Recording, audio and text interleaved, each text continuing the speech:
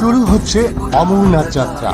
৩,৮৮০ metre উচ্চতায় অবস্থিত এই বরফে ঢাকা শিবলিঙ্গের গুহা দর্শনে প্রতি বছর লক্ষ লক্ষ ভক্তরা ভিড় করেন অমরনাথে।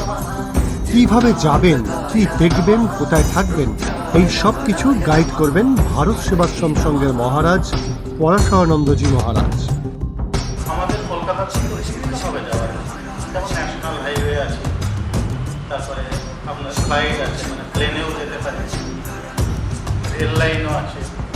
যারা ট্রেনে যায় তারা প্রথমে হচ্ছে আমাদের জম্মুতে হয়তো নামতে হয়। প্রথম বেস ক্যাম্প জম্মুতে থাকে।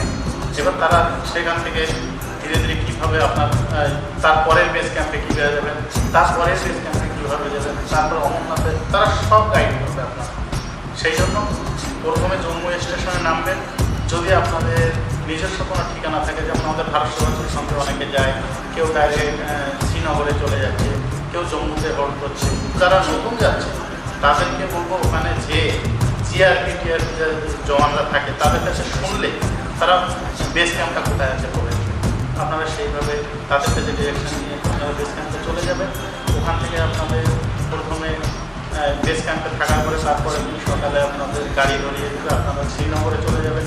শ্রীনগর না হলে পেহেলগাঁও, যদি শ্রীনগরে চলে যান ওখান থেকে আবার আপনাকে পেহেলগাঁওয়ে যেতে হবে। পেহেলগাঁওয়ের থেকে ওখান থেকে গাড়ি চলে যাচ্ছে চন্দ্রবাড়িতে। যারা শ্রীনগর থেকে যাবে তাদের পেহেলগাঁওয়ে নামতে হবে। পেহেলগাঁওয়ে নামে ডাইরেক্ট গাড়ি আর যেতে দেবে না, পার্সোনাল গাড়ি থাকবে, যদি পাস থাকে তবে যেতে দেবে, তার আগে না হলে আপনাদের ওখানে গাড়ি রেখে তারপরে যে ওখান থেকে যে টাটা সুমো কিংবা যে গাড়িগুলো যাচ্ছে সেই গাড়িতে করে আপনাদের চন্দনবাড়িতে পৌঁছতে হবে। মানে রাস্তা খুবই ভালো, এখন কতটা অসুবিধা নেই আগের মতো, রাস্তাঘাট খুব ভালো। চন্দনবাড়ি থেকে ওখান থেকে ফার্স্ট চেকপোস্ট, ওখান থেকে যাত্রা শুরু হচ্ছে চন্দনবাড়ি। আর আমাদের ভারত সেবাশ্রম সংঘ চন্দনবাড়িতে চেকপোস্টের আগে আমাদের মেডিকেল ক্যাম্প চলে। চন্দনবাড়ি থেকে যাদের বডি ফিটনেস ভালো আছে তারা হেঁটে যেতে পারে, না হলে ওখানে খচ্চর আছে, তারপরে ডলি আছে, এইগুলো নিয়েই আপনারা যেতে পারেন, কোনো অসুবিধা নেই। প্রথমে পেহেলগাঁও নামটা হচ্ছে বেহেলগাঁও, আমরা যেটা বলছি 60, তারপরে ওখান থেকে প্রায় 16 কিলোমিটার হেঁটে আসছে। আসার পরে চন্দনবাড়ি, তখন চন্দনবাড়ির উপরে বিশুদ্ধ প্রায় 3.5 কিলোমিটার হাঁটতে উঠতে হয় উপরে। তারপরে ওখান থেকে প্রায় 7-8 কিলোমিটার দূরে চলে যাচ্ছে শেষনাগ। তারপরে ওখান থেকে আবার 2 কিলোমিটার 2.5 কিলোমিটার উপরে যখন চলে যাবেন তখন হচ্ছে ওটাকে কনেস্টপ হচ্ছে। এক এক জায়গার ভিউ নিচে এক এক রকম। আপনি পেহেলগাঁওকে দেখবেন, দূর থেকে যখন দেখবেন মনে হবে যেন মন্দির বসে আছে, যদি সেই দৃষ্টি দিয়ে আপনি দেখতে পারেন। যখন চন্দনবাড়িতে এসে দেখবেন, আপনি যখন উঠছেন সামনের পাহাড়টা দেখবেন যেন অর্ধচন্দ্র।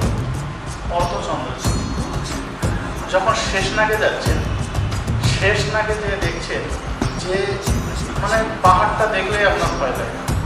জলের দিকে তাকাবে, জলটা পুরো নিচ্ছে সবুজ, যেন বিষ ঢেলে দিয়েছে, মানে বড় বিষের কালার ঠিক করে। জলটা আপনি দেখলেই বুঝতে পারবেন যে এই জলের কিছু একটা এখানে আছে, মাহাত্ম আছে।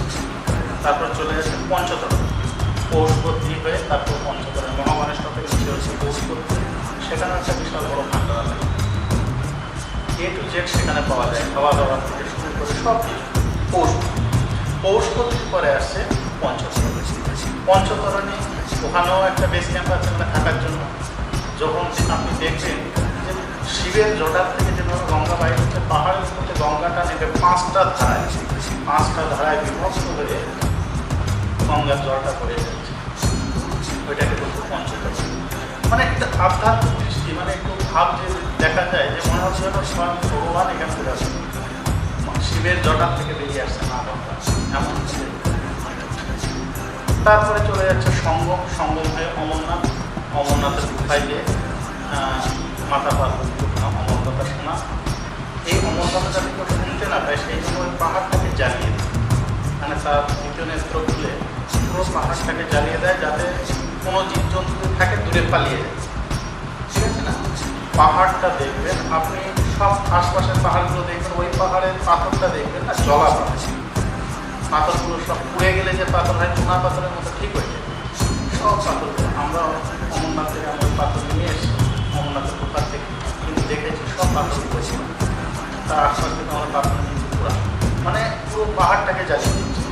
মানে দেখুন আশপাশে এত পাহাড় আছে, সেখানে তো এটা নেই, ওই পাহাড়টাই পুরো, কিন্তু আমাদের শাস্ত্র বলছে ওখানে ওই পাহাড়টাকে জ্বালিয়ে দিয়েছি। তো এই মাহাত্ম্য, কারণ সব পাহাড়ে কিন্তু বরফ পড়ছে, ওই পাহাড়ে বরফ পড়ছে না, কিন্তু সেই পাহাড়টাতে আবার বরফের শিবলিঙ্গ রয়েছে। এগুলো হচ্ছে বিশ্বাস, আস্থা। এবছর 52 দিন ধরে পুণ্যার্থী অমরনাথ দর্শন করতে পারবেন। যে কোনো পরামর্শের জন্য অমরনাথের ভারত সেবাশ্রম সংঘের ক্যাম্পে যোগাযোগ করতে পারেন মহারাজদের সাথে। খবরের বাজার।